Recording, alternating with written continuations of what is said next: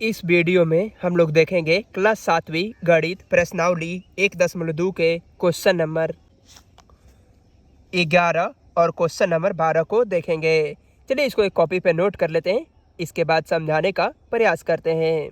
जैसा कि question number 11 यहाँ पे नोट कर लिए हैं, लिखा गया है कि किसी हिमीकरण ठंडा प्रक्रिया में कमरे के तापमान को 40 डिग्री सेल्सियस से 5 डिग्री सेल्सियस प्रति घंटे की दर से कम करने की आवश्यकता है।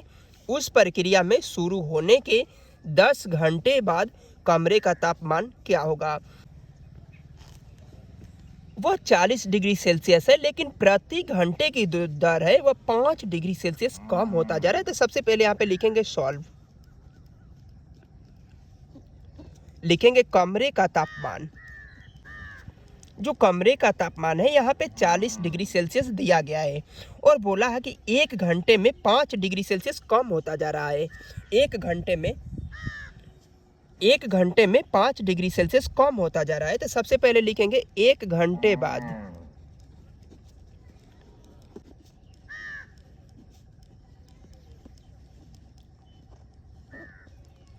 जब यहाँ पे 40 डिग्री सेल्सियस है और 5 डिग्री सेल्सियस प्रति घंटे कम हो रहा है, तो 40 डिग्री सेल्सियस में से 5 डिग्री सेल्सियस को घटा देंगे तो यहाँ पे 35 डिग्री सेल्सियस हो जाएगा।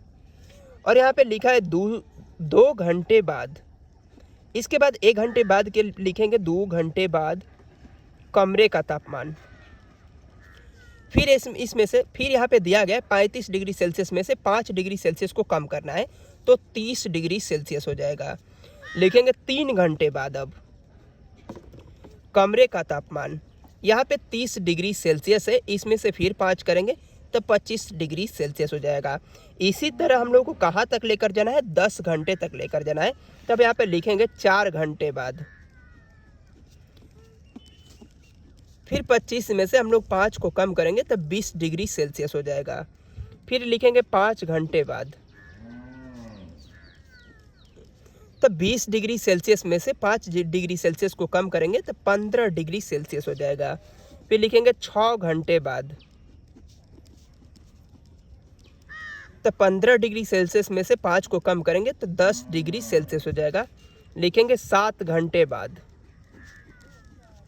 कमरे का तापमान। 10 डिग्री सेल्सियस में से 5 कम करेंगे तो 5 डिग्री सेल्सियस हो जाएगा। लिखेंगे 8 घंटे बाद कमरे का तापमान। 5 में से 5 को निकाल देंगे तो 0 डिग्री सेल्सियस हो जाएगा। लिखेंगे 9 घंटे बाद कमरे का तापमान। अब 0 में से 5 को निकाल देंगे तो -5 डिग्री सेल्सियस हो जाएगा। और लिखेंगे 10 घंटे बाद कमरे का तापमान। 10 घंटे बाद कमरे का तापमान। अब -5 में से -5 को घटाएंगे तो -10 डिग्री सेल्सियस हो जाएगा। इसीलिए लिखेंगे अंत में कि इसीलिए 10 घंटे बाद कमरे का तापमान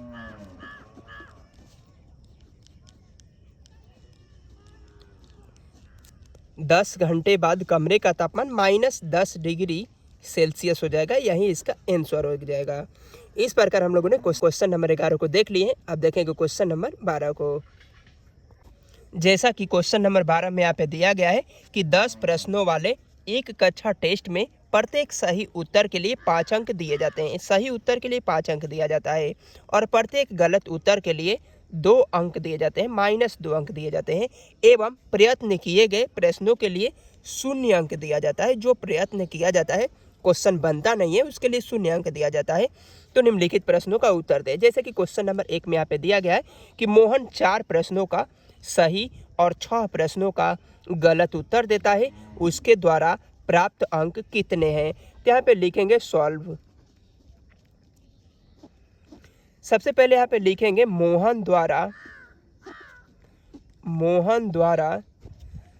सही बनाए गए प्रश्न। सही बनाए गए प्रश्न। जो मोहन नाम का व्यक्ति है वह 4 प्रश्नों का सही उत्तर देता है। तो 4 सही प्रश्न बनाने के लिए यहाँ पे 5 अंक मिलता है। तो 4 में 5 से गुणा कर देंगे तो 4 5 20 नंबर। और मोहन द्वारा लिखेंगे बाद में कि मोहन द्वारा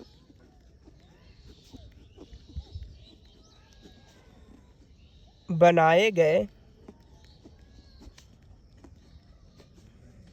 गलत प्रश्नों की संख्या वह 6 है और 6 जो गलत प्रश्नों का अंक है वह 2 नंबर दिया जाता है। तो 6 में 2 से गुणा कर देंगे तो 6 दूना का 12।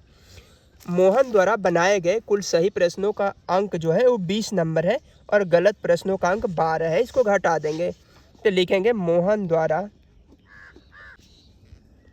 प्राप्त अंक 20 में से, यहाँ पे 20 में से 12 को घटा देंगे तो 8 नंबर रह जाएगा। यही इसका आंसर हो जाएगा। अब क्वेश्चन नंबर 2 को हम लोग देखेंगे। क्वेश्चन नंबर 2 में यहाँ पे दिया गया है कि रेशमा के 5 उत्तर सही है। तो सॉल्व लिखेंगे यहाँ पे। रेशमा द्वारा बनाए गए सही प्रश्न।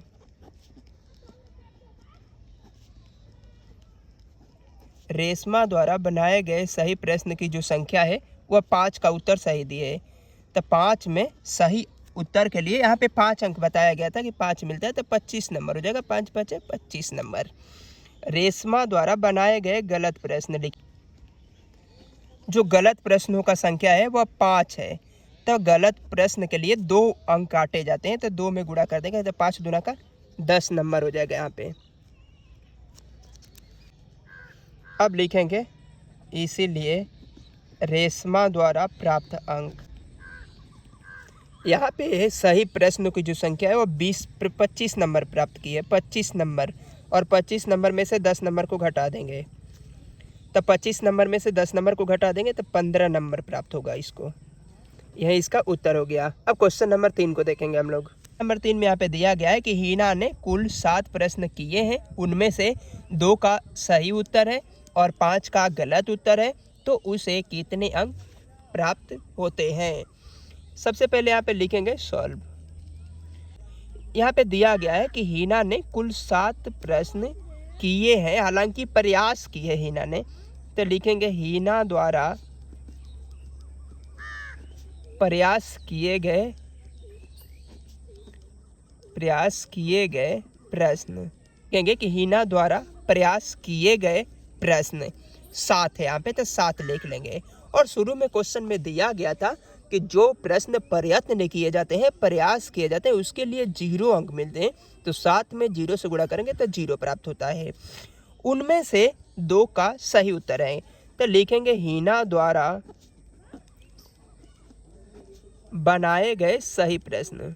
हीना ने कुल 2 का सही उत्तर दिया तो लिखेंगे 2 और सही उत्तर के लिए 5 अंक दिए जाते हैं। 5 में 2 से गुणा कर देंगे 10 अंक इसको प्राप्त हो गया। 10 अंक प्राप्त हो गया। और बाद में यहाँ पे दिया गया कि और 5 का गलत उत्तर है तो लिखेंगे हीना द्वारा बनाए गए गलत प्रश्न। जो गलत प्रश्नों की संख्या है यहाँ पे दिया गया कि 5 है और गलत प्रश्नों के लिए 2 अंक काटे जाते हैं तो 5 में 2 से गुणा कर देंगे तो 5 दूना का 10 नंबर। यहाँ पे लिखेंगे इसीलिए हीना द्वारा कुल प्राप्त अंक यहाँ पे 10 नंबर है तो 10 नंबर लिख लिए माइनस और गलत प्रश्नों की संख्या वो भी 10 नंबर है। 10 नंबर में से 10 नंबर को निकाल देंगे तो यहाँ पे 0 हो जाएगा। यही इसका उत्तर हो जाएगा। इस प्रकार हम लोगों ने क्वेश्चन नंबर 11 और 12 को देख लिए। मिलते हैं नेक्स्ट वीडियो में क्वेश्चन नंबर 13 और 14 के साथ में।